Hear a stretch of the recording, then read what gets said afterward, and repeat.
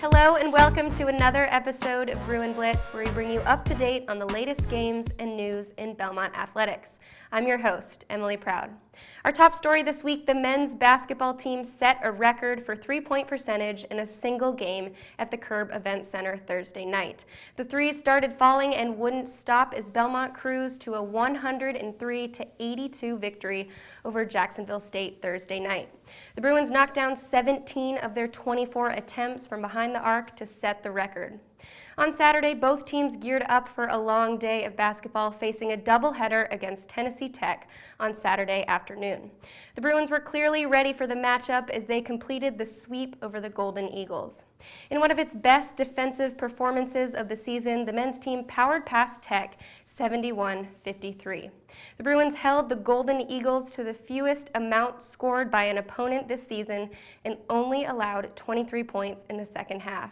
In the last 8 or 10 days, we've become a better defensive team, and I think our guys are taking more pride in it. And I was pleased with that, and I was pleased the way we finished.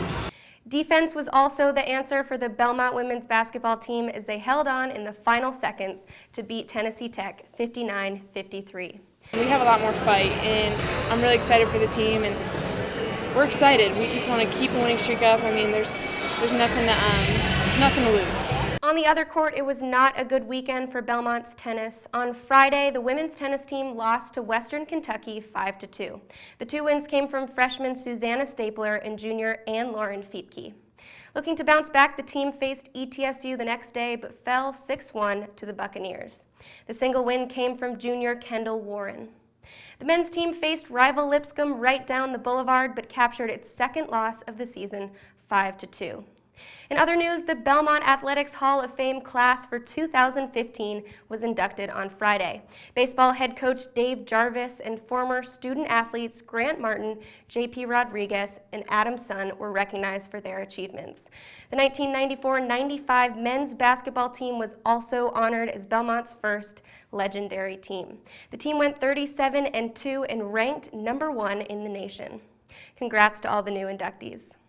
A current Belmont athlete was also honored this week. Evan Braz was named OVC Player of the Week as announced Monday by the league office.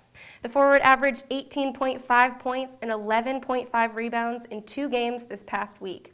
He also shot 70% and continues to lead the nation in field goal efficiency. At halftime of the women's basketball game on Saturday, fans attempted to break the record for most people opening candy simultaneously. Unfortunately, supporters came up short and weren't able to break the record. Coming up in sports, women's basketball begins a 3-game road stance at Morehead State tonight at 5 p.m. Men's basketball travels to face Eastern Kentucky tomorrow at 8 p.m. The game will be broadcasted on ESPNU. Softball opens its season on Friday with a home game against IUPUI at 4 p.m. Also on Friday, women's tennis plays a home match against North Alabama at 5 p.m. Saturday is a busy day for Belmont sports. There are 7 different athletic events happening that day. Throughout the day, track will travel across town to compete in the Middle Tennessee Invitational. Women's tennis is in Huntsville, Alabama, competing at 10 a.m.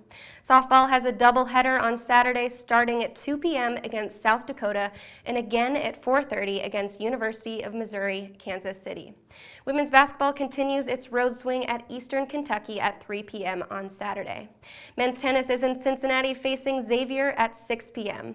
And last but not least for the Saturday events is men's basketball. The team will compete against Morehead State at 6:30 p.m.